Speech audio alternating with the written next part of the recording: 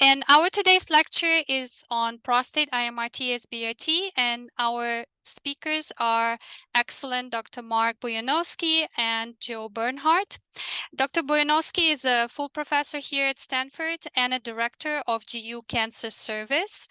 His focus is on prostate cancer treatments with IMRT, SBRT, but he also established a very successful HDR prostate program where patients are being referred for treatment from all over the country.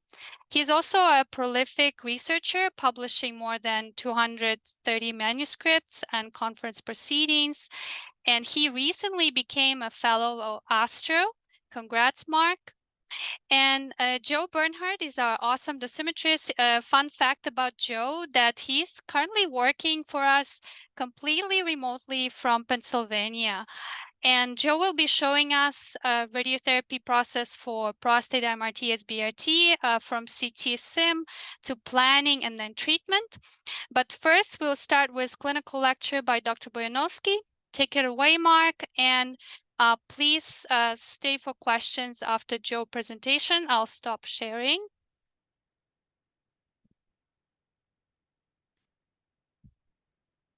Okay, great.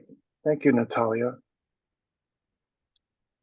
First off, I want to say it's a pleasure to be speaking to you today and congratulate Natalia on what's been a tremendously successful educational series, and thank you for the invitation.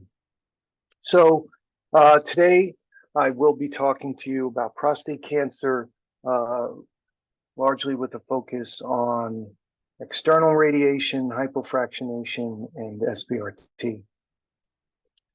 So first, an introduction about prostate cancer. Prostate cancer is the most common male cancer in the United States by a lot. There's more than 250,000 cases a year, and the median age is 69. Because of screening, the vast majority of prostate cancers diagnosed in the United States and North America are localized,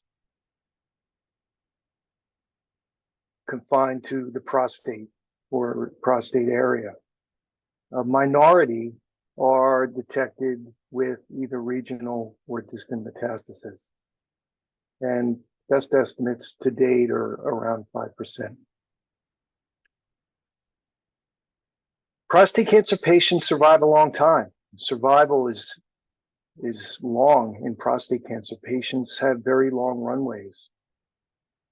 And so quality of life is an important factor in treatment decision-making, for sure.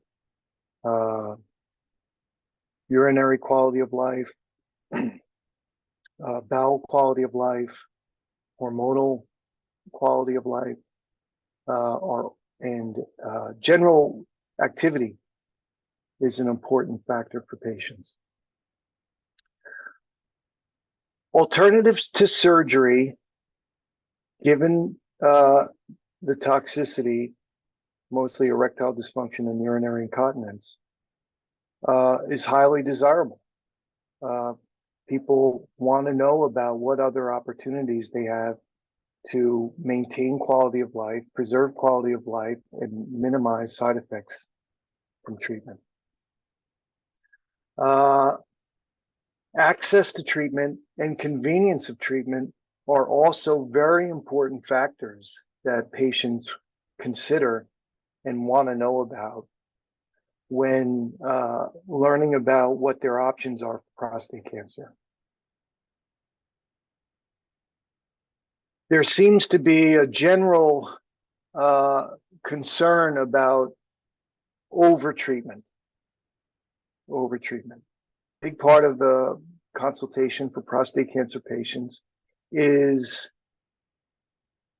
discussing concerns about overtreatment. And I would also add that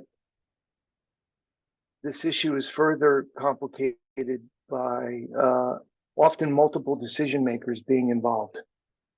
Aside from the doctor, patients are often heavily involved in decision making, sometimes families, spouses, children. And so an important step in talking to any prostate cancer patient and consulting them about options is having a clear understanding of who's the decision maker and what are the priorities that the patient wants. This slide shows just a brief history of prostate cancer treatment. The first prostatectomy was in 1884.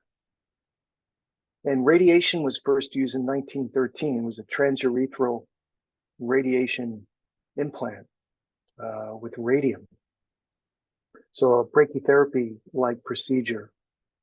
Radium was also used to do a teletherapy treatment later in 1938. But it wasn't until 1955 that the first linear accelerator was used to treat prostate cancer patients, and that was done by Dr. Bagshaw here at Stanford.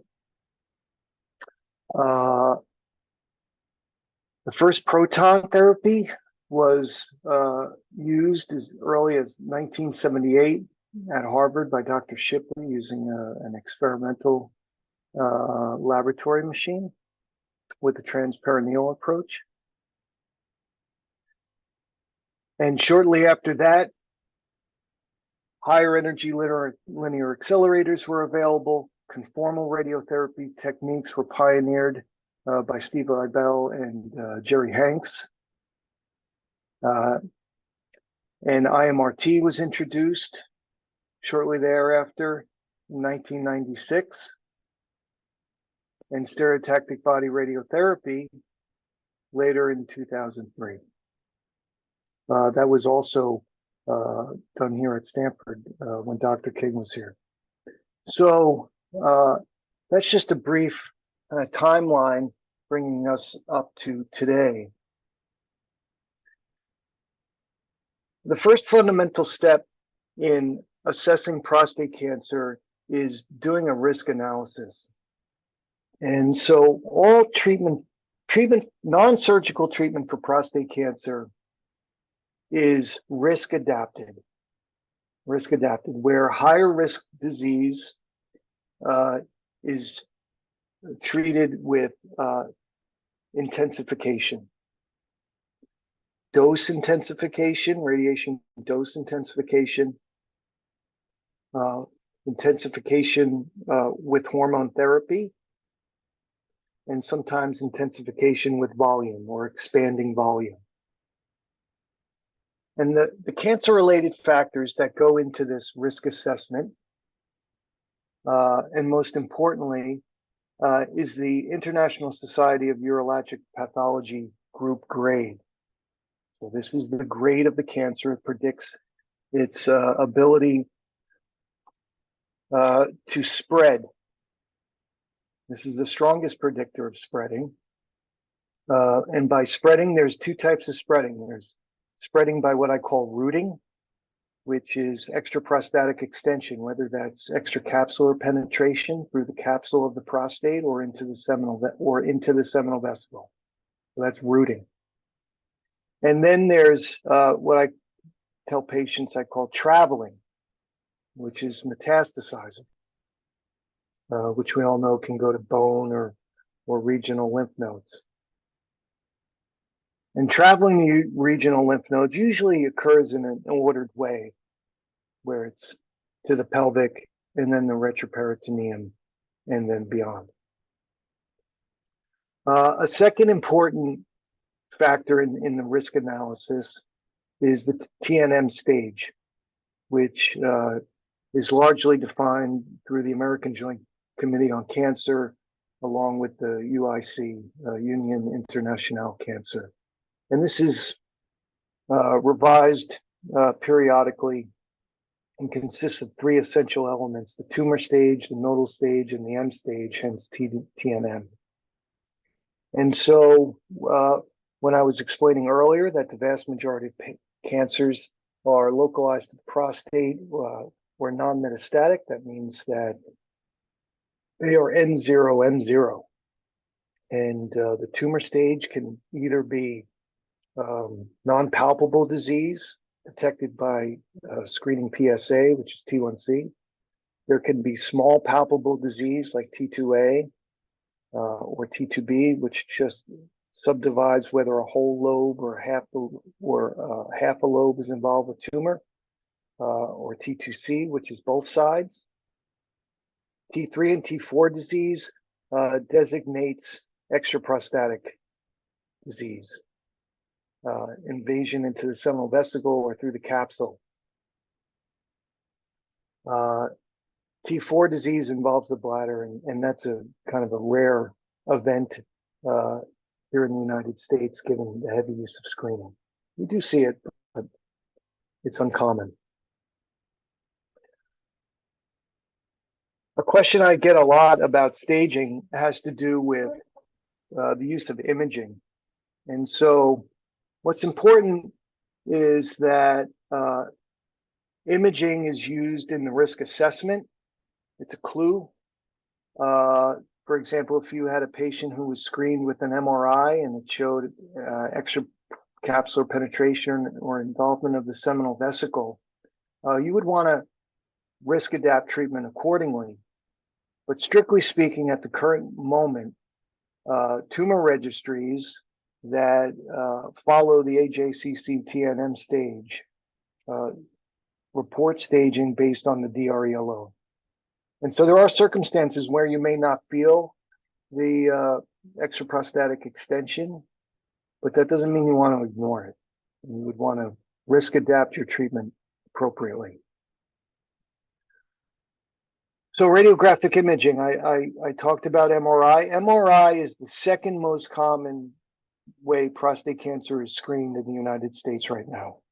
So a typical presentation is a patient with an elevated or rising PSA over recent years, and then they're advised to get an MRI looking for abnormalities. And this is important because what it does is it's greatly reducing the sampling error in the diagnosis and the uncertainty about the risk. If you can see a lesion on MRI and do a directed biopsy towards that, you have much greater confidence about the extent and nature of the disease than you would otherwise. And so as a consequence, it's very common to find what has been traditionally higher grade disease at a much smaller volume.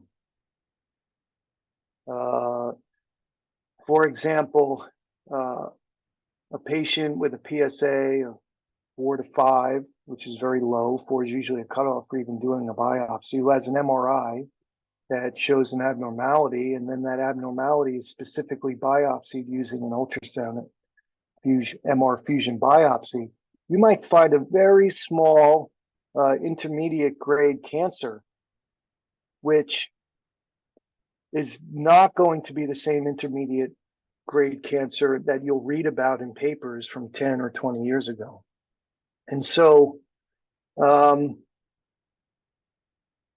treatments are being adjusted accordingly because volume is also important. Volume is another important factor when doing the risk assessment. How much cancer is it? And you do that by 2 ways, by either feeling the tumor on the digital rectal exam or by looking at the biopsy information. The biopsy information provides the amount of cancer in each region. There's a systematic biopsy done. So you know how many regions are involved. You can even further characterize the involvement of each core. So we core the prostate like you core an apple, and then you can count up the number of cores that are involved. You can characterize the amount of core involvement for each area to kind of get a sense of how much cancer is there. PSMA PET is another widely available imaging modality available in the United States, increasingly so. This is very much changing the landscape of prostate cancer because it is able to see spread, mostly traveling metastasis, much earlier than ever before. And so this is another way we're more confident about making treatment recommendations for patients, and more confident we are about the nature of their disease. We can more accurately identify patients who have early nodal metastasis or early bone metastasis, and we're much more confident about patients in speaking with them when it's negative, that they don't. And maybe a prostate-only treatment is a better solution. The PSA is another evaluation that's done to help risk adapt. PSA levels less than 10 are generally low, 10 to 20 intermediate, and more than 20 are high. Rarely do we see PSAs more than 150 in the non-metastatic setting. Although of grade and stage, PSA is kind of the weakest predictor in multivariate analysis and in many studies. So that's something to keep in mind. Lastly, there is genomic testing that's available by way of the Decipher test. And the Decipher test is a nice way to further characterize the tumor, to personalize treatment recommendations. And so this is a test that's done on the patient's biopsy that's already been done, so they don't have to do any additional testing. And it's a 22 gene array that can help predict the risk of metastasis and survival. And it does that in two ways. It categorizes risk into low, intermediate, or high, and then provides point estimates for 5 and 10-year metastasis and survival. And this is another nice tool for patients to use when making a final decision about the treatment they wish to receive. And how I like to use this is in a trust but verify approach. And that means we find a very small volume, higher grade prostate cancer, while the PSA is very low, and the patient is looking to undergo a treatment that maximizes convenience, minimizes toxicity, minimizes treatment volume, avoids the use of hormone therapy, I'll use the genomic test to confirm that there's not a higher risk of metastasis than the Gleason score or those other factors predict. Because we know that every now and then a few patients can slip through the cracks and wind up having recurrence and metastasis, even though the traditional risk factors didn't predict this. And so genomic testing is becoming more and more commonly used in the United States, for sure. And then the other risk factors you need to consider when talking with a patient is, what is their pre-existing health and function, particularly urinary function, bowel function, and cardiovascular function. Urinary function's obviously important when considering radiation for the prostate, because it can cause obstructive-like symptoms and urinary bother, both acutely and in the long term. And so intensifying treatment generally intensifies urinary dysfunction, so you would need to counsel the patient accordingly. Bowel function is an important consideration so that you can set expectations for patients appropriately. And cardiovascular function is important because cardiovascular function is an important predictor of mortality, and in the specific case of using hormone therapy, cardiovascular function can be worsened with hormone therapy, particularly long-term hormone therapy. So that's an important evaluation and assessment when talking about treatment.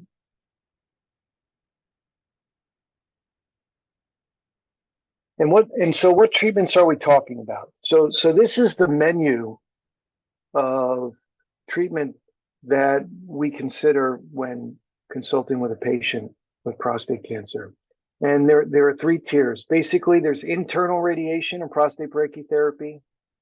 There's external radiation, radiotherapy, and then there's hormone therapy.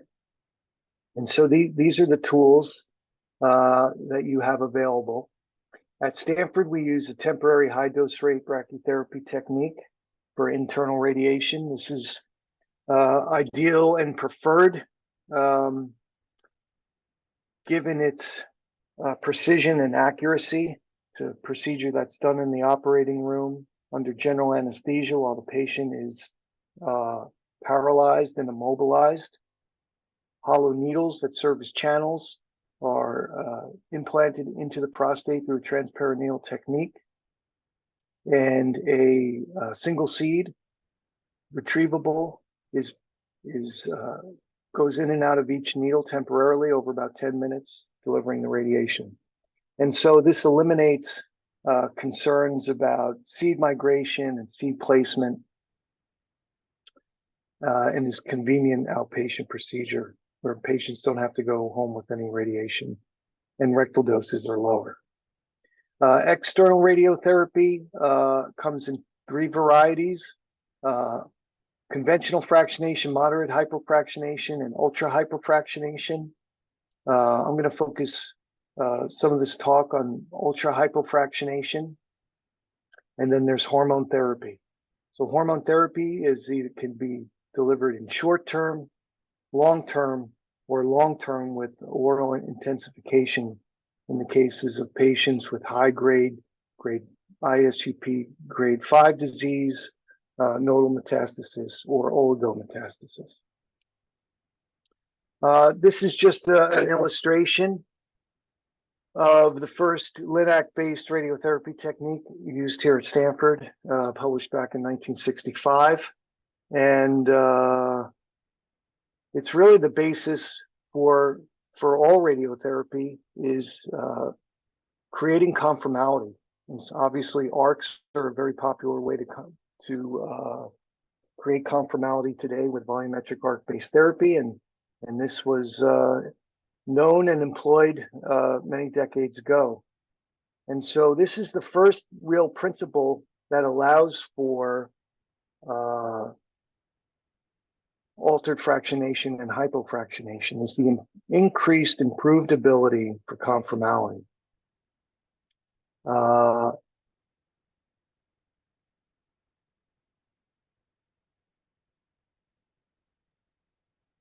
Hypofractionation, so the transition from conventional fractionation 1.8 to 2 gray a day to hypofractionation can largely be credited to Dr. Kripelian, who was pioneering this treatment as early as 1998 at the Cleveland Clinic and treated hundreds of patients this way.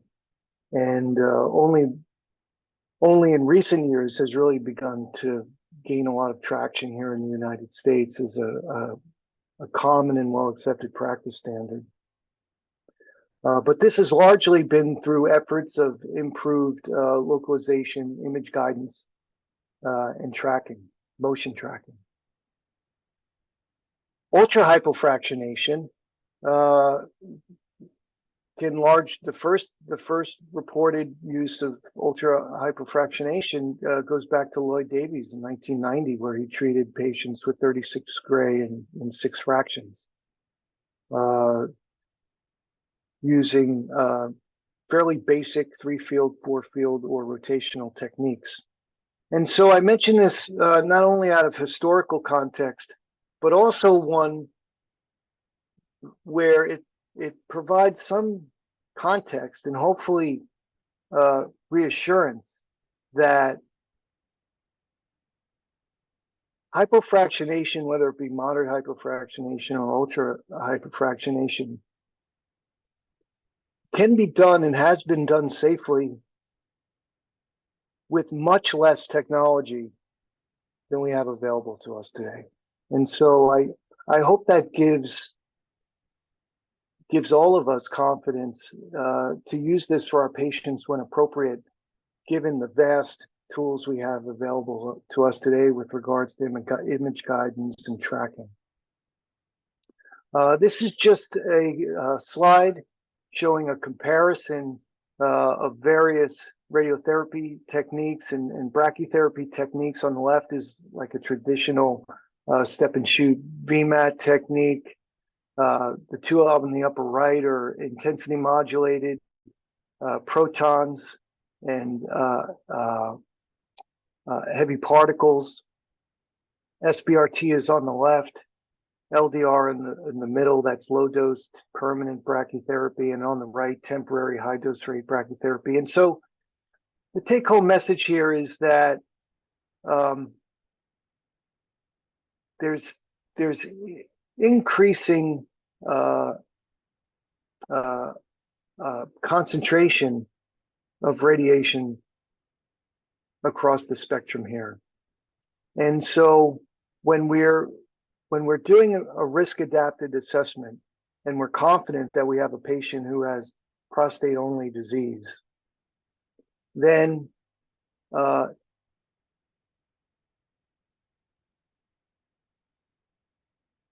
it seems logical to approach the patient with a prostate only solution.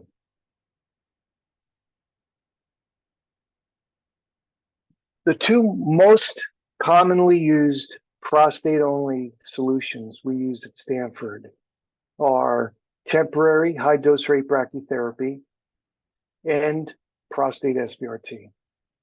And so this slide attempts to demonstrate what is state-of-the-art prostate-only radiation therapy for prostate cancer. On the left, these are ultrasound images, obviously. You can see the needles in the prostate and the high degree of conformality. The yellow isodose line there is the prescription isodose line. HDR by far and large provides the greatest amount of normal tissue sparing for both the rectum and the bladder. SBRT on the right is a close second for sure. It's the second best way to concentrate radiation in and around the prostate. And at Stanford, we have an MRI machine called the Meridian. And that's what these images are, MRI images, T2. And you can see how we're able to create plans that are extremely conformal, very similar to brachytherapy for these patients.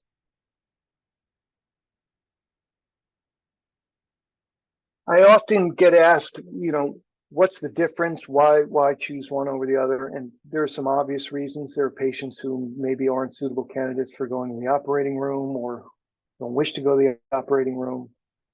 But another one is side by side.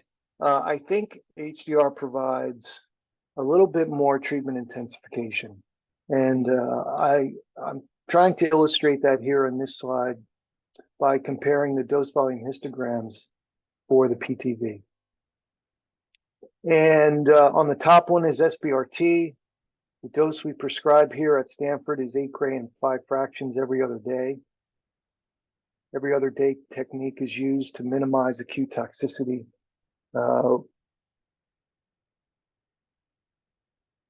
Many institutions have learned that an everyday SBRT technique causes undue toxicity.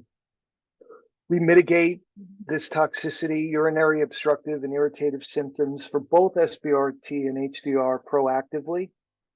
We prescribe an anti-inflammatory, Advil for patients with acceptable renal function, Steroids, if not, they take 600 up to 600 grams of ibuprofen 3 times a day with food and Pepsid. And we prescribe tamsulosin or Flomax twice a day to maintain bladder emptying. So on the top graph, you can see where the prescription is and the tail. So the tail's the hot spots. And for technical reasons, I was unable to scale the relative dose similar for these two DVHs, but the green line helps orient you. And you could see that a 10 or 12% hotspot for SBRT is pretty typical. With HDR, however, you could see this is very different. We prescribe 13.5 gray in 2 fractions. Fractions are a week apart, but that's a nominal dose, in my opinion, and it's prescribed to the PTV, which is the prostate in a few millimeters margin defined by the ultrasound and a fused MRI at the time of the procedure. What you can appreciate is this huge tail where, even 130%, half of the PTV is receiving 130% of that prescribed dose. And it continues even 200%, 10% of the prostate's getting as much as 200%. So that kind of treatment intensification is very important, because rule number 1 of treating prostate cancer with radiation therapy is that higher doses are better. This is well established in multiple dose escalation trials using radiotherapy. You can expect about 1% benefit in freedom from PSA progression per gray, above 70 gray. And trials and pooled analyses combining external beam and brachytherapy also show a similar benefit in freedom from PSA progression, and in some circumstances, reducing metastasis with the dose intensification with brachytherapy. So for that reason, if a patient were to ask me, which one do I think works better? My answer would be HDR. But they're both good solutions for a vast majority of patients who don't have nodal metastases or are not at appreciable risk for nodal metastasis. So the technical considerations and dosimetric advantages of brachytherapy and stereotactic body radiotherapy lend to the high dose per fraction that we use. The other principle that allows for high dose per fraction in prostate cancer is a radiobiologic one. And that is that the alpha beta ratio for prostate cancer is lower than that of the rectum.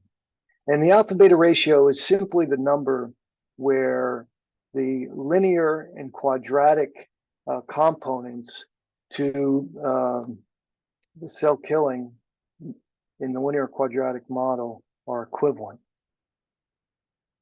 This figure attempts to demonstrate the difference in cancer cell killing and rectal injury with 2 different fraction sizes, 2 gray and 5 gray.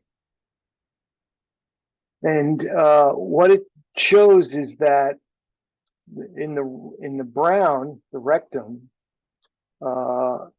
you can see with 2 gray, the relative cell killing to rectal injury is less than the cell killing for rectal injury with 5 gray.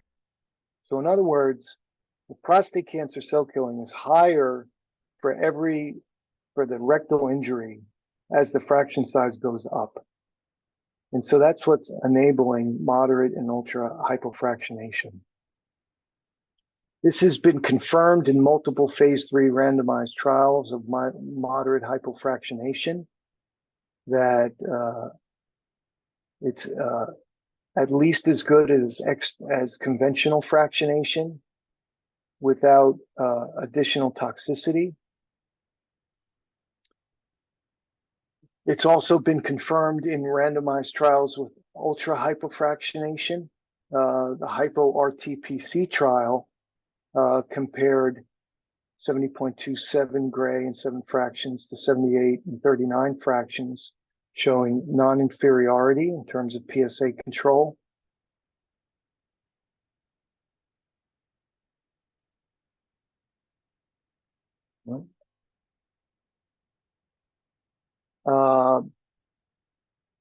RTO-GO938 was a trial that compared moderate hypofractionation and ultra hypofractionation in terms of toxicity, patient reported and physician reported. This is the patient reported quality of life results using the EPIC questionnaire, showing no difference between these two regimens. And these are the disease progression curves showing no difference between the two regimens. So there is a slight difference in the side effects, at least the side effects profile between moderate and ultra hypofractionation, where acute toxicity occurs more quickly with ultra hypofractionation. But you can see from these two curves that whether it's GI symptoms or GU symptoms, after a year, they're about the same.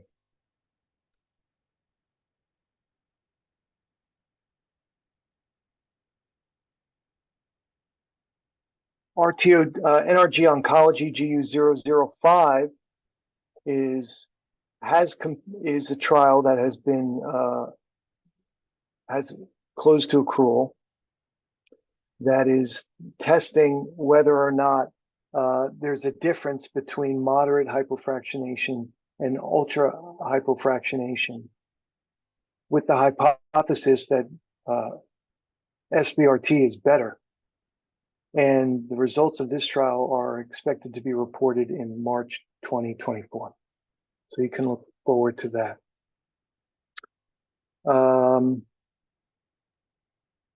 I think in the interest of time, let's move on to some of the questions.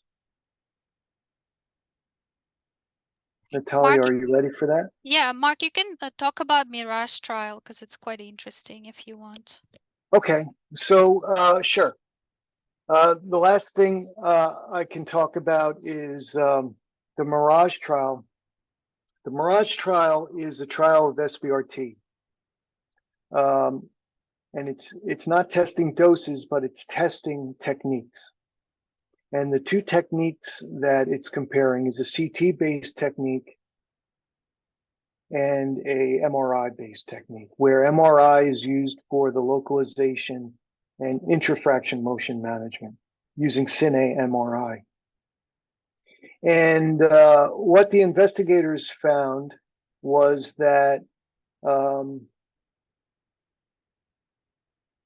there was a small difference in acute side effects, where patients undergoing the MRI-based treatment had fewer side effects than if they had CT, presumably through the use of tighter treatment margins, and higher conformality. And in fact, the trial was designed that way. It was constructed that since MRI was used, smaller margins could be employed, and those smaller margins translated into lesser acute side effects.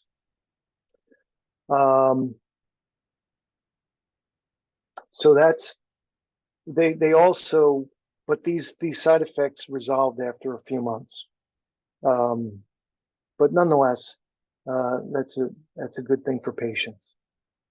In terms of physician-reported toxicity, they found what I think is a more significant difference, where they were able to avoid some grade 3 events and had much less grade 2 events in the MRI arm.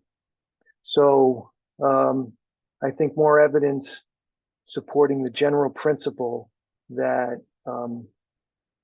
technique matters. Technology affords us incremental gains in normal tissue sparing, and this normal tissue sparing benefits patients through less toxicity. And that's been the trajectory since Dr. Bagshaw was using ARCs in the 60s, and still holds true today. Okay. Awesome. Do you think we can move I am on? ready. Yeah. Okay, great. So question 1 is, upon diagnosis, to what extent have most prostate cancers progressed? Local, regional, or distant?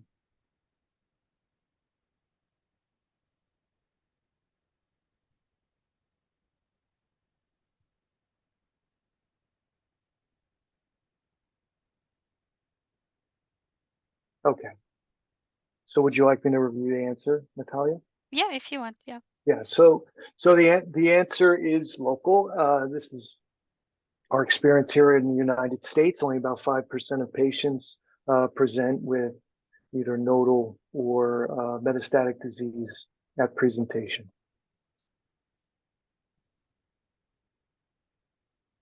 So next question is, in addition to PSA, what imaging test is commonly used to screen for prostate cancer? Prostate ultrasound, prostate CT, prostate MRI, or PSMA PET?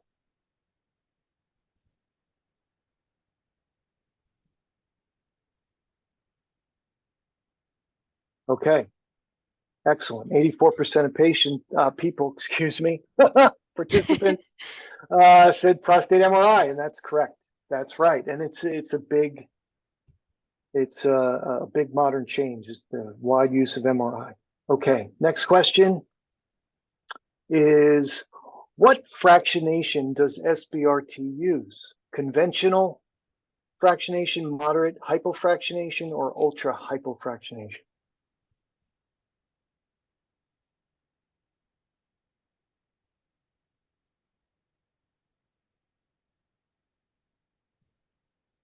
Okay, great. The answer is ultra hypofractionation. Fraction size is more than 5 gray, is in the SBRT territory.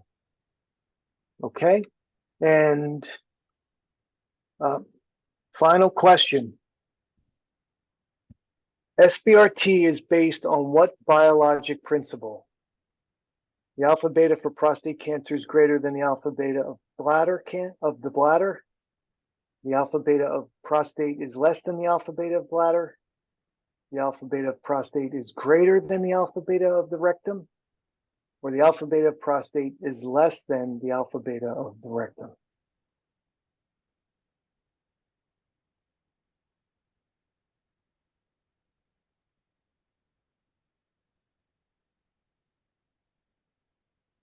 Okay, great. The answer is that the alpha beta of the prostate is less than the alpha beta of the rectum. And that's what provides for the relative advantage in cell killing to rectal toxicity. Great. Yeah, excellent. Thank you so much, Mark. That was a really nice lecture, and I really liked the historical perspective. And the role that Stanford played in it was also something I didn't know. That's great. Thank you. Mm-hmm.